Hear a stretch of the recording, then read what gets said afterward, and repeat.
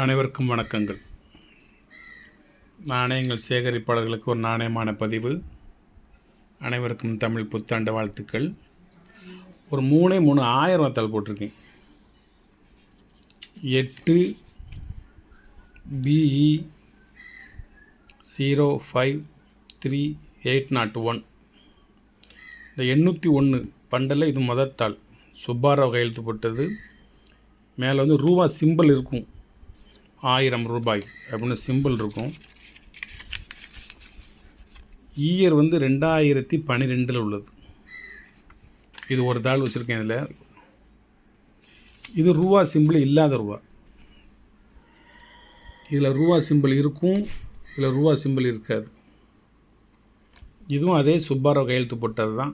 L inset ஓம் OEM ஓம் 75-15-52. இது year வந்து 2011. ரூபா சிம்பிள் போட்டது ஒன்று, ரூபா சிம்பிள் போடாதது ஒன்று.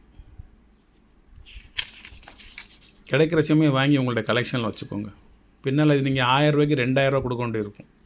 ஓல்டு கரன்சி அப்படின்னு. இப்போ நான் கொடுக்குறது வெறும் 250 ரூபா ஒரு தாள். ஆனால் ஃபுல் அண்ட் ஃபுல்லு கரன்சியை பார்த்துக்கோங்க, கண்டிஷனை பார்த்துக்கோங்க. 2AC L இன்செட்டு 764067. இது வருஷத்தை சொல்லி இது வந்து ரகுராம்ஜி ராஜன் சைன் பண்ணது, மகாத்மா காந்தி. இயர் வந்து 2014.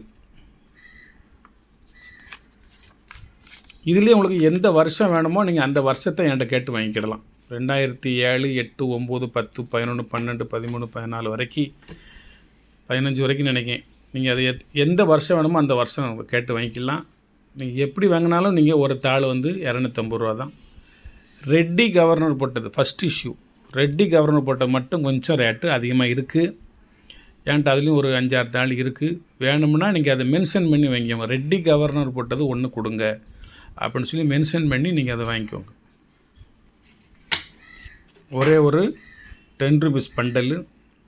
இயரு 2023, 2 வருஷத்துக்கு முந்தி உள்ளது. 39E616302 அப்படின்னு ஒரு நம்பர். இதில் 369லாம் வரும். 6163 அதில் கமெண்ட்ஸ் ஆகுது. UNC பண்டலு, ஒரே ஒரு பண்டலு உங்களுடைய ஷேலுக்கு. இந்த உடையார் நாணயத்தை பற்றி எழுதி வச்சேன். இதில் மைசூர் உடையார், கிருஷ்ணராஜா உடையார் நாணயம். இது வந்து Upwards elephant copper coin, reverse வந்து கன்னடா லெஜெண்ட். இதனோட ரேட்டு வந்து 5 கேஷ். 18வது நூற்றாண்டில் உள்ளது. 650 ரூபா ஒரு நாணயத்தினோட ரேட்டு.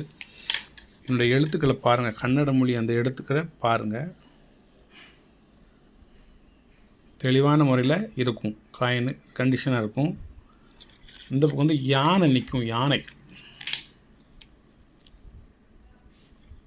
யானை வந்து தும்பி கையை தொங்க போட்டுட்டு ஃபுல் சைஸில் அதில் நிற்கின்றது. அவ்வளோதான். கீழே 4 காலெலாம் தெரியுதா, தும்பி கையெல்லாம் தெரியுதா, யானை உடம்புலாம் தெரியுதா, பின்னால் வால் தெரியுதா. லேசாக ஒரு இப்படி தேய்ச்சி இதை சுத்தம் பண்ணால் இன்னும் கொஞ்சம் தெளிவாக தெரியும். நான் சுத்தம் பண்ணாமலே வச்சுக்கிட்டேன். வேணுங்கிற சமயம் சுத்தம் பண்ணிக்கலாம். வணக்கம், வாழ்த்துக்கள். சப்ஸ்கிரைப் பண்ணுங்கள், ஷேர் பண்ணுங்கள், லைக் பண்ணுங்கள், கமெண்ட் பண்ணுங்கள். அதுமாதிரி இந்த சிவகங்கா நாணயமும்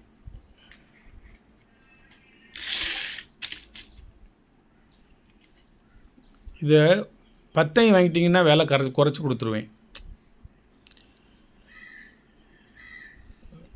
ஒரு சில நாணயங்கள் வந்து இதில் கொஞ்சம் கண்டிஷன் கம்மியாக இருக்கிறதுனால அது நம்ம எதிர்பார்த்த விலைக்கு போகாது.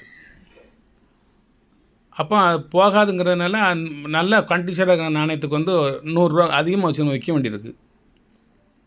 அந்த சூழ்நிலை ஏற்படுது நமக்கு.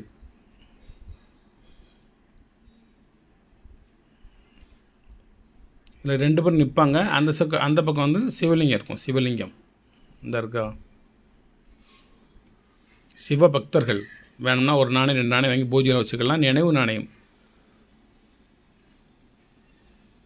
வீர தமிழச்சி வேலுநாச்சியார் வம்சாவளியில் வந்தது. சசிவர்ணத்தேவர், உடையனத்தேவர், முத்துவடகநாத தேவர், அந்த வகையறால் உள்ள சிவகங்கை சீமை நாணயம். இந்த நாணயமும் நாணயத்தின் முன்பக்கமும் பின்பக்கமும் அதனுடைய திக்னஸும் அதனுடைய டயாமீட்டரும் அதனுடைய வெயிட்டும் அதனுடைய உலோகமும் என்னென்னு கண்டுபிடிச்சி எந்த நூற்றாண்டு நாணயம் யாரோட நாணயம் அப்படிங்கிறதுக்கு வந்து சிவகங்கை நாணயம் வந்து டோட்டலாக ஒரே மாடலில் இருக்கும். மேக்ஸிமம் ஒரே மாடல். நிறைய எல்லாத்துலேயுமே சிவலிங்கம் இருக்கும், 2 பேர் நின்றுக்கிட்டு இருப்பாங்க.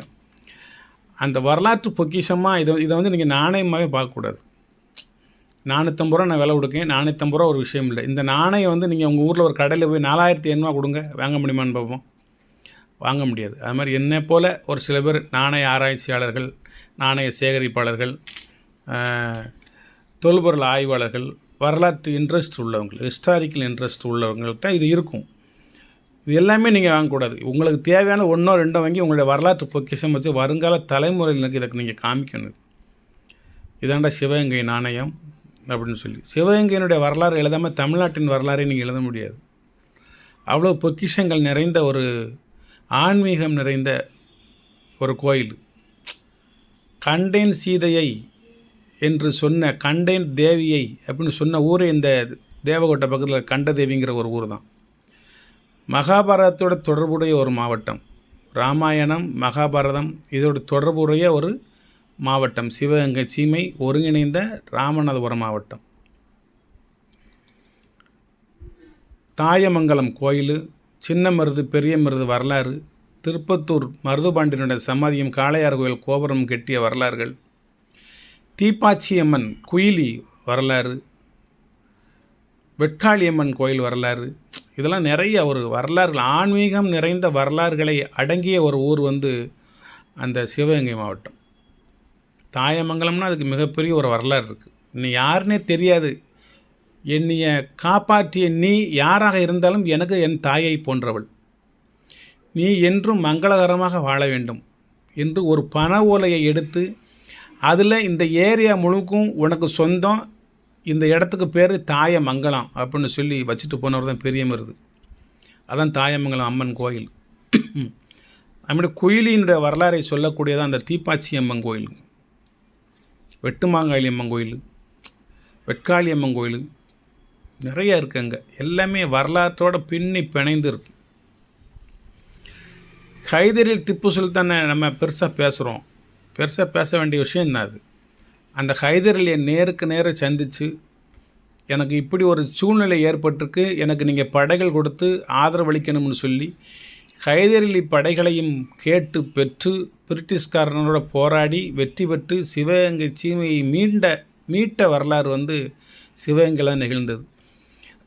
ஒரு குதிரையில் வந்து ஆண் வேடமிட்டு கையில் போர்க்கருவியோடு போய் ஹைதரலியை சந்தித்து, நாங்கள் உங்களை பார்க்க வந்திருக்கோம், எங்கேருந்து வந்திருக்கீங்கன்னு, சிவகங்கையிலேருந்து வந்திருக்கோம், சிவகங்கையில் உங்கள் ராணி வேலுநாச்சியார் எப்படி இருக்காங்க, அவங்களுடைய கணவரும் மற்றும் உற்ற தளபதியாக விளங்கியவர்களும் போரில் இறந்து விட்டார்கள், நாடு பறிபோய் விட்டன, உங்களது சமஸ்தானம் வீழ்ந்து விட்டது, உங்கள் ராணியினுடைய நிலைமை என்ன, உங்கள் ராணி என்னாச்சு அப்படின்னு சொல்லி ஹைதரலி நேருக்கு நேராக கேட்ட பொழுது, நான் தான் அந்த வேலுநாச்சியார் என்று குதிரையிலிருந்து துள்ளி குதித்து இறங்கி வந்து தன்னுடைய ஆண் வேடத்தை களைந்து தான் ஒரு பெண் என்று காண்பித்து நான் தான் வேலுநாச்சியார் என்று ப்ரூஃப் பண்ண ஒரு வரலாறு வந்து இந்த நாணயத்துக்கு உண்டு.